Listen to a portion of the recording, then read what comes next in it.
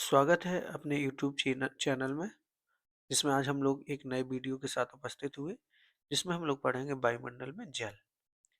वायुमंडल में जल और उससे संबंधित वाले जैसे कि वर्षा के प्रकार, उससे मौसमी संबंधी फैक्ट, यानी उसमें किस प्रकार के वर्षा से मौसम में चेंजेस आती है, उसके बारे में, बाष्पीकरण तथा संघनन के बारे में, इसके बारे में हम लोग इस वीडियो में पढ़ेंगे। और अगर आप जैसा कि हमेशा की तरह आप लोग अगर नए हैं तो प्लीज़ चैनल को सब्सक्राइब करके रखें, क्योंकि हम डेली 7:30 या 8 के बजे से डेली हम इतने टाइम लाइव मिलते हैं। और हम इस समय टीजीटी और पीजीटी की सिलेबस को लेकर के चल रहे हैं, जिसमें हम लोग ज्योग्राफी और पॉलिटिकल से संबंधित जितनी भी सिलेबस है पूरा सिलेबस को कंप्लीट करते हुए चल रहे हैं। और आपको एक-एक सिलेबस से सभी यूनिटें आपको मिलेंगी। बस आप डेली बने रहिए और आप हमारे चैनल को अगर पसंद आए तो लाइक करिए और चैनल को सब्सक्राइब करके शेयर भी करिए। चलिए अब हम स्टार्ट करते हैं अपने इस लेसन के साथ। तो देखते हैं कि वायुमंडल में जो जल है उससे संबंधित हम लोग पढ़ेंगे।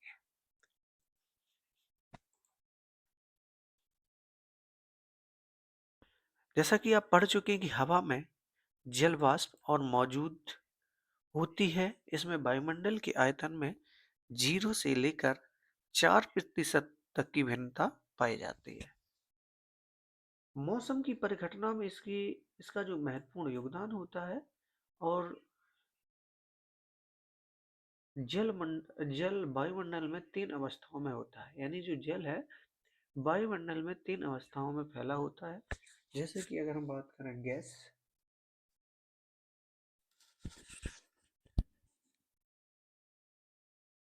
गैस द्रव तथा ठोस के रूप में उपस्थित होता है।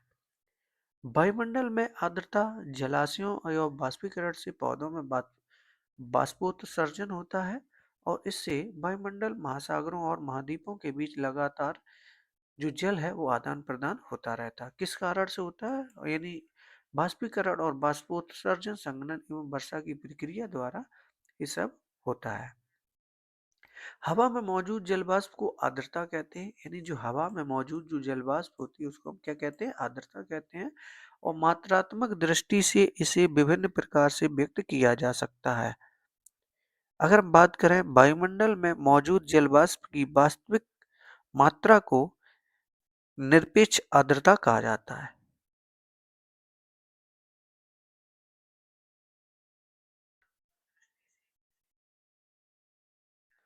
यानी अगर हम कहें वायुमंडल में मौजूद जो जल वाष्प की वास्तविक मात्रा को निरपेक्ष आर्द्रता कहा जाता है। यह हवा के प्रति इकाई आयतन में जल वाष्प का वजन एवं इसमें ग्राम प्रति घन मीटर के रूप में व्यक्त किया जाता है। यानी अगर बात करें यह हवा के प्रति इकाई आयतन में जल वाष्प का जो वजन है उसमें ग्राम प्रति घन मीटर के रूप में व्यक्त किया जाता है। हवा द्वारा जल वाष्प को ग्रहण करने की क्षमता पूरी तरह से तापमान पर निर्भर होती है। निरपेक्ष आर्द्रता पृथ्वी की सतह पर अलग अलग स्थानों से अलग अलग होती है। दिए गए तापमान पर अपनी पूरी क्षमता की तुलना में वायुमंडल में मौजूद आर्द्रता के प्रतिशत को सापेक्ष आर्द्रता कहा जाता है।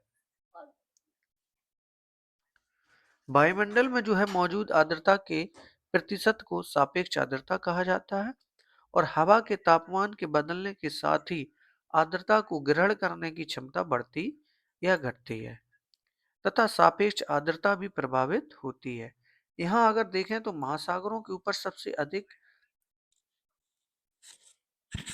महाद्वीपों के ऊपर सबसे कम होती है। यानी यह महासागर के ऊपर सबसे अधिक तथा महाद्वीपों की अगर देखें तो ऊपर सबसे कम होती है।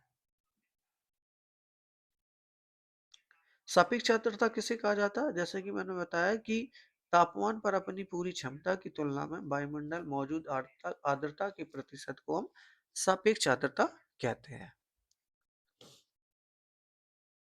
सबसे अधिक तथा महाद्वीपों के ऊपर सबसे कम होती है।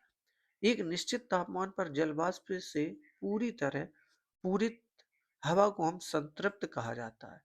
यानी जल वाष्प से पूरी तरह पूरित हवा को क्या कहा जाता है? एक संतृप्त कहा जाता है। और इसका मतलब यह है कि इस हवा जो है इस स्थिति में दिए गए तापमान पर और अधिक आर्द्रता को ग्रहण करने में सक्षम नहीं है। हवा के दिए गए प्रतिदर्श यानी सैंपल में जिस तापमान पर संतृप्तता आती है उसे हम उषांक के नाम से जानते हैं। क्या नाम से जानते हैं? उषांक के नाम से जानते हैं। यानी जिस तापमान पर संतृप्तता आती है उसे हम उषांक के नाम से जानते हैं। अब बात करते हैं बाष्पीकरण तथा संघनन की। वायुमंडल में जल वाष्प की मात्रा बाष्पीकरण तथा संघनन के कारण क्रमशः घटती बढ़ती रहती है। और बाष्पीकरण जो है वह क्रिया है जिसके द्वारा जल जो है वो द्रव से गैसीय अवस्था में परिवर्तित होता है। और बाष्पीकरण का मुख्य कारण है ताप। जिस तापमान पर जल बाष्पीकृत होना शुरू हो करता है उसे बाष्पीकरण की गुप्त ऊष्मा कहा जाता है। यानी इसमें जो इम्पोर्टेंट जो फैक्ट बन रहे हैं और आप लोग ध्यान से समझें। यानी गुप्त ऊष्मा किसे कहते हैं? जिस तापमान पर जल बाष्पीकृत होना शुरू करता है उसे हम बाष्पीकरण की गुप्त ऊष्मा के रूप में जानते हैं। दिए गए हवा के अंश में जल को अवशोषित करने एवं धारण करने की क्षमता तापमान में वृद्धि के साथ बढ़ती है। और उसी प्रकार यदि आर्द्रता कम है तो हवा में नमी को अवशोषित करने तथा धारण करने की क्षमता होती है। हवा की गति संतृप्त परत को असंतृप्त परत के द्वारा हटा देती है। और इस प्रकार हवा की गति जितनी तीव्र होगी बाष्पीकरण उतना ही तीव्र होगा। जल वाष्प का जल के रूप में बदलना संघनन कहलाता है। और ऊष्मा का ह्रास ही संघनन का कारण होता है। यानी जल वाष्प का जल के रूप में बदलना संघनन कहलाता है और ऊष्मा का ह्रास ही संघनन का कारण होता है। समझ में आ गया कि संघनन कैसे कहा जाता है? जल वाष्प का जल के रूप में बदलना। जब आर्द्र हवा ठंडी होती है तब उसमें जल वाष्प को धारण करने की क्षमता समाप्त हो जाती है। तब अतिरिक्त जल वाष्प द्रव में संघनित हो जाता है। और जब यह जो है सीधे ठोस रूप में परिवर्तित होते हैं तो इसे ऊर्ध्व पातन कहा जाता है। यानी जब यह सीधे ठोस रूप में परिवर्तित होते हैं तो उसे क्या कहा जाता है? ऊर्ध्व पातन कहते हैं। स्वतंत्र हवा में छोटे छोटे कणों के चारों ओर ठंडा होने के कारण संघनन होता है। तब इन छोटे छोटे कणों को संघनन केंद्रक कहा जाता है। बहुत इंपॉर्टेंट फैक्ट है इसमें। यानी जब स्वतंत्र हवा में छोटे छोटे कणों के चारों ओर ठंडा होने के कारण जो संघनन होता है तब इन छोटे छोटे कणों के संघनन को हम क्या कहते हैं? केंद्रक कहा जाता है। ऊर्ध्वापातन किसे कहते हैं? यानी ऊर्ध्व जो पातन है वो कहा जाता है कि जब वह सीधे ठोस रूप में परिवर्तित होते हैं तो उसे ऊर्ध्व पातन के नाम से जानते हैं। चलिए, खासकर धूल, धुआं तथा महासागरों के नमक के कण अच्छे केंद्रक होते हैं क्योंकि वे पानी को अवशोषित करते हैं। संघनन उस अवस्था में भी होता है जब आर्द्र हवा कुछ ठंडी वस्तुओं के संपर्क में आते हैं तथा उस समय भी हो सकता है जब तापमान उषांक के नजदीक हो। इस प्रकार संघनन ठंडा होने की मात्रा तथा हवा की सापेक्ष आर्द्रता पर निर्भर होता है।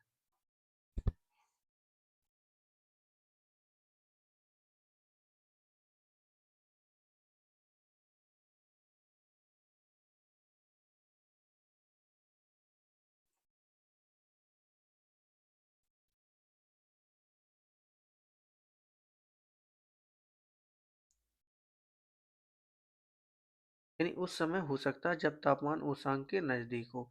इस प्रकार संघनन ठंडा होने की मात्रा तथा हवा की सापेक्ष आर्द्रता पर निर्भर होता है। संघनन हवा के आयतन, ताप, दाब तथा आर्द्रता से प्रभावित होता है। संघनन तब होता है जब वायु का आयतन नियत हो एवं तापमान उषांक तक गिर जाए। वायु का आयतन तथा तापमान दोनों ही कम हो जाएं।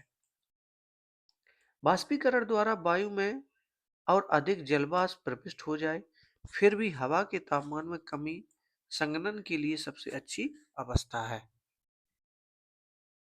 संघनन के बाद वायुमंडल की जलवाष्प या आर्द्रता निम्नलिखित में से एक रूप में परिवर्तित हो जाती है, जिसे ओस, कोहरा, तुषार एवं बादल स्थिति एवं तापमान के आधार पर संघनन की प्रकारों को वर्गीकृत किया जा सकता है। संघनन तब होता है जब ओसांक जमाव बिंदु से नीचे होता है, तब भी संभव है जब ओसांक जमाव बिंदु से ऊपर होता है। चलिए अब बात करते हैं ओस की। ओस क्या होता है? जब आर्द्रता धरातल के ऊपर हवा में संघनन केंद्रकों पर संघनित न होकर ठोस वस्तु जैसे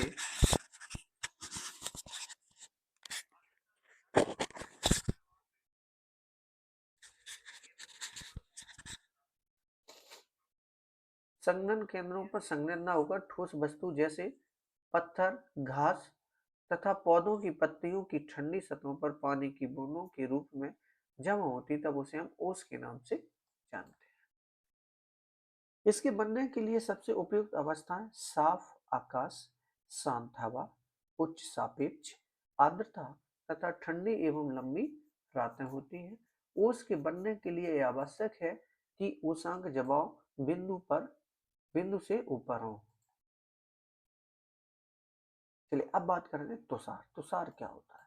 तुषार ठंडी सतहों पर बनता है जब संघनन तापमान के जमाव बिंदु से नीचे यानी 0 डिग्री सेंटीग्रेड चले जाने पर होता है, अर्थात उषांक जमाव बिंदु पर या उसके नीचे होता है। अतिरिक्त नमी पानी की बिंदु बूंदों की बजाय छोटे छोटे बर्फ के रवों के रूप में जमा होती है। उजले तुषार के बनने की सबसे उपयुक्त अवस्थाएं ओस के बनने की अवस्थाओं के समान है। केवल हवा का तापमान जो है वो जमाव बिंदु पर उससे नीचे होना चाहिए। यानी उसकी बनने की अवस्थाओं के समान केवल हवा का तापमान जो है वो जमाव बिंदु पर या उससे नीचे होना चाहिए।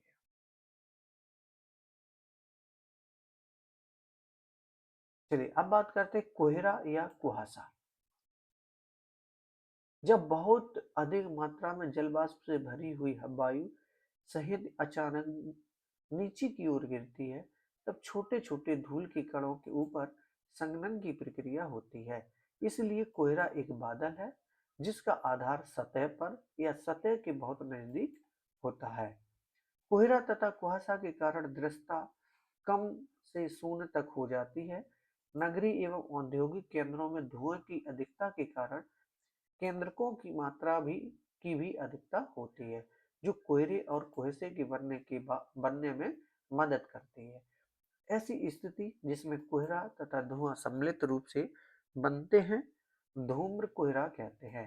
यानी ऐसी स्थिति जिसमें कोहरा तथा धुआं सम्मिलित होता है, उस रूप से बनने वाले को हम क्या कहते हैं? धूम्र कोहरा के नाम से जानते हैं। कुहासे एवं कोहरे में केवल इतना अंतर है कि कुहासे में कोहरे की अपेक्षा नमी अधिक होती है। कुहासा पहाड़ों पर अधिक पाया जाता है क्योंकि ऊपर उठती हुई गर्म हवा ढाल पर ठंडी सतह के संपर्क में आती है। कोहरे कुहासे की अपेक्षा अधिक शुष्क होते हैं तथा जहां गर्म हवा की धारा ठंडी हवा के संपर्क में आती है, वहां ये प्रबल होते हैं। कोहरे छोटे बादल होते हैं जिसमें धूल कण, धुएं के कण तथा नमक के कण होते हैं। केंद्रकों के चारों ओर संघनन की क्रिया होती है। यानी केंद्रकों के चारों ओर संघनन की क्रिया होती है। चलिए अब बात करते हैं बादल की। बादल क्या होता है?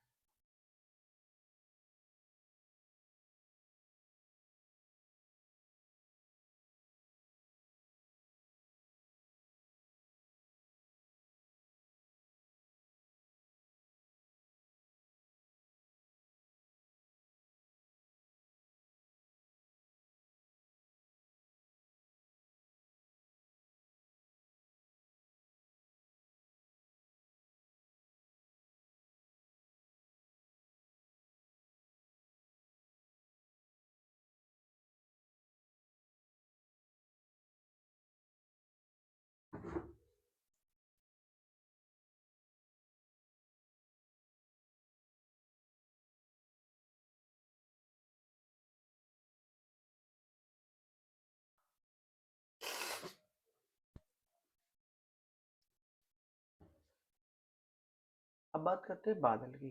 तो बादल पानी की छोटी बूंदा या बर्फ की छोटे रवों की सतह से होता है, जो कि पर्याप्त ऊंचाई पर स्वतंत्र हवा में जलवाष्प के संघनन के कारण बनते हैं। क्योंकि बादल का निर्माण पृथ्वी की सतह से कुछ ऊंचाइयों पर होता है, इसलिए विभिन्न आकारों के होते हैं।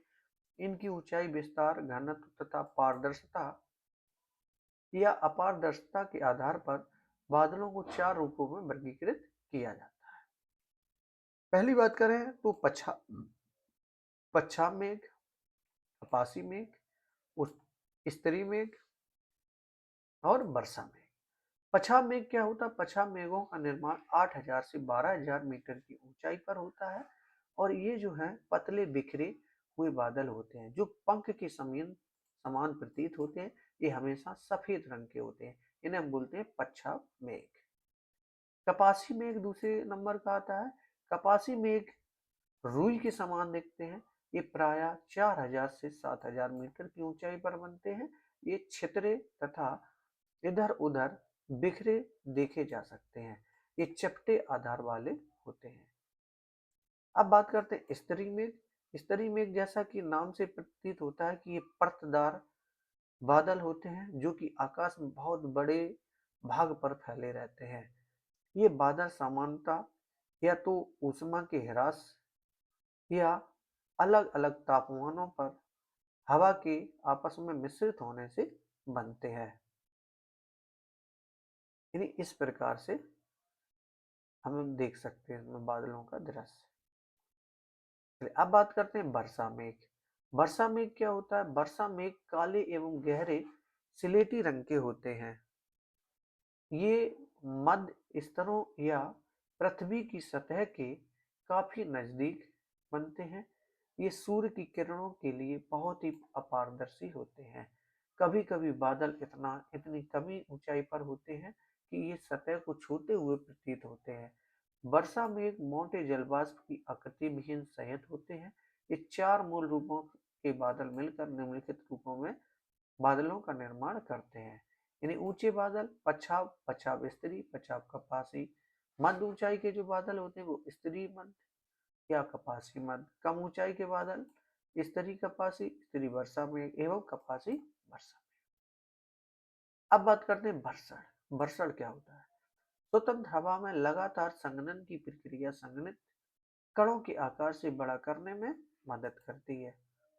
जब हवा का प्रतिरोध गुरुत्वाकर्षण बल के विरुद्ध उनको रोकने में असफल हो जाता है, तब ये पृथ्वी की सतह पर गिरते हैं। इसलिए जलवाष्प के संघनन के बाद नमी की मुक्त होने की अवस्था को हम क्या कहते हैं? बरसड़ कहते हैं। यानी नमी से मुक्त होने की अवस्था क्या होती है? बरसड़ कहलाती है। यह द्रव या ठोस अवस्था में हो सकता है। बरसड़ जब पानी के रूप में होता है उसे हम वर्षा कहते हैं। यानी बरसड़ जब हम पानी के रूप में देखते हैं तो उसे वर्षा कहते हैं। जब तापमान 0 डिग्री सेंटीग्रेड से कम होता है तब बरसड़ जो है हिमतूलों के रूप में होता है, जिसे हम हिमताप के नाम से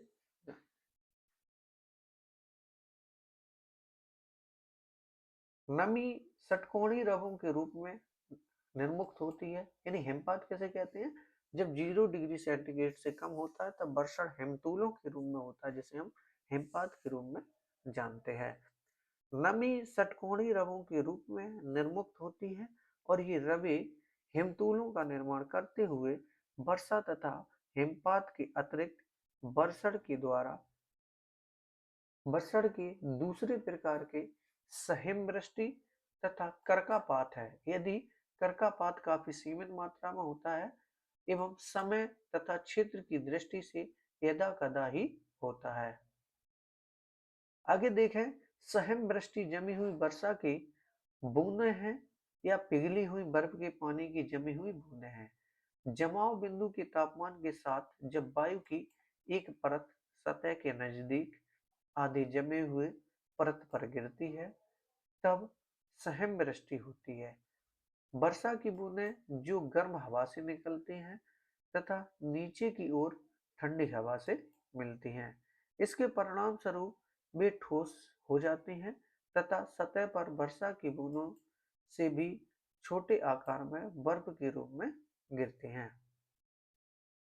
कभी कभी वर्षा की बूंदें बादल से मुक्त होने के बाद बर्फ के छोटे गोलाकार ठोस टुकड़ों में परिवर्तित हो जाती है तथा पृथ्वी की सतह पर पहुंचती है, जिसे हम ओला पत्थर के नाम से भी जानते हैं।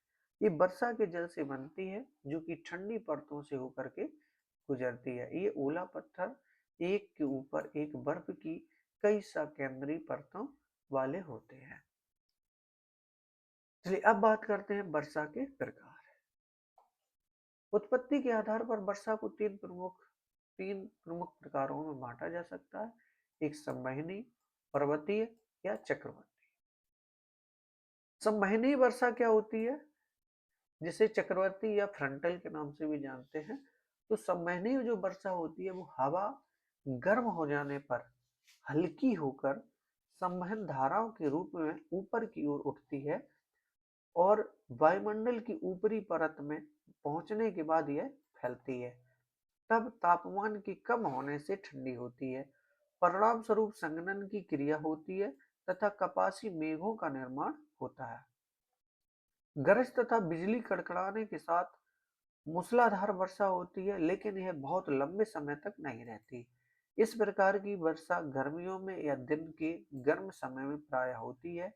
यह विषुवतीय क्षेत्र या खासकर उत्तरी गोलार्ध के महाद्वीपों के भीतरी भागों में प्रायः होती है। कौन सी? संवहनी वर्षा।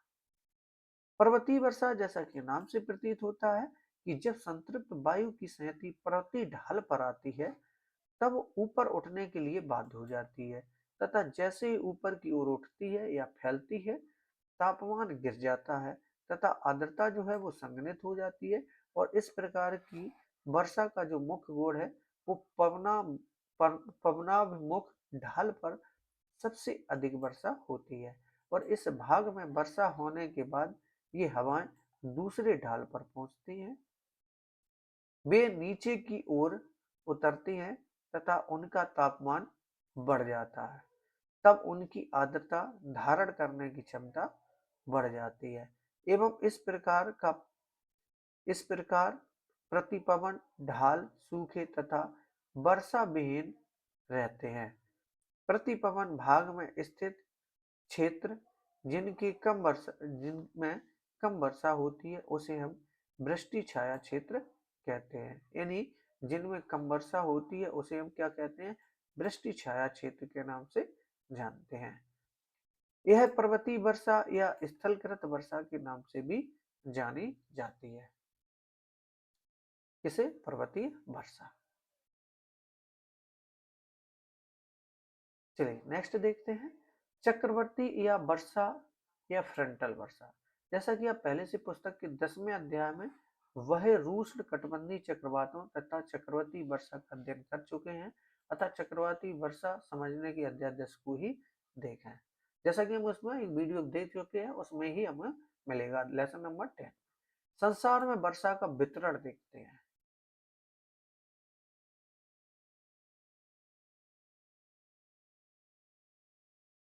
एक साल में पृथ्वी की सतह पर अलग अलग भागों में होने वाली वर्षा की मात्रा भिन्न भिन्न होती है तथा यह अलग अलग मौसमों में भी होती है।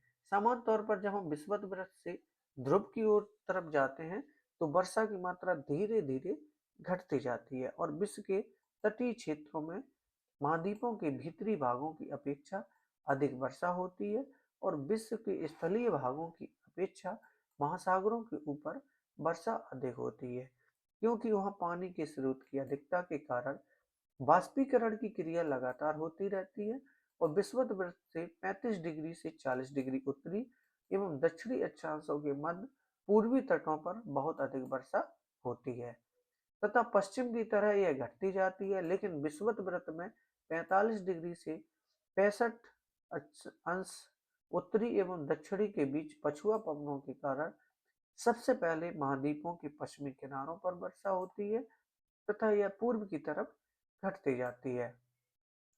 जहां भी पहाड़ तट के समानांतर हैं वहां वर्षा की मात्रा पवनाभिमुख तटीय मैदान में अधिक होती है। यह प्रतिपवन दिशा की तरफ घटती जाती है और वार्षिक वर्षण की कुल मात्रा के आधार पर विश्व की मुख्य वर्षण प्रवृत्ति को निम्नलिखित रूपों में पहचाना जाता है, जैसे कि विषुवतीय पट्टी शीतोष्ण प्रदेशों में पश्चिमी तटीय किनारों के पास के पर्वतों के वायु की ढाल पर तथा मानसून वाले क्षेत्रों के तटीय भागों में वर्षा बहुत अधिक होती है, जो प्रति वर्ष 200 सेंटीमीटर से ऊपर होती है। महाद्वीपों के आंतरिक भागों में प्रति वर्ष 100 से 200 सेंटीमीटर वर्षा होती है। महाद्वीपों के तटीय क्षेत्रों में वर्षा की मात्रा मध्यम होती है। उष्णकटिबंधीय क्षेत्र के केंद्रीय भाग तथा शीतोष्ण क्षेत्रों के पूर्वी एवं भीतरी भागों में वर्षा की मात्रा 50 से 100 सेंटीमीटर प्रति वर्ष तक होती है। महाद्वीप के भीतरी भाग के वृष्टि छाया क्षेत्रों में पड़ने वाले भाग तथा उच्च अक्षांशों वाले क्षेत्रों में प्रति वर्ष 50 सेंटीमीटर से भी कम वर्षा होती है। वर्षा का मौसमी वितरण इसकी प्रभावता को समझने का एक महत्वपूर्ण पहलू है। कुछ क्षेत्रों में जैसे विषुवतीय पट्टी तथा ठंडे शीतोष्ण प्रदेशों में वर्षा पूरे वर्ष होती रहती है।